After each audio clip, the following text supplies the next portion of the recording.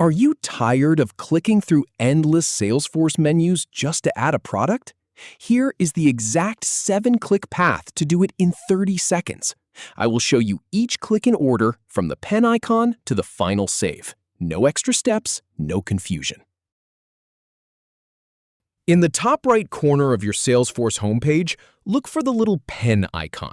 That is your gateway to customizing the navigation bar. Click it. A drop-down menu appears. You will see an option labeled Add More Items. Go ahead and click that. Once that panel opens, click the All tab at the top.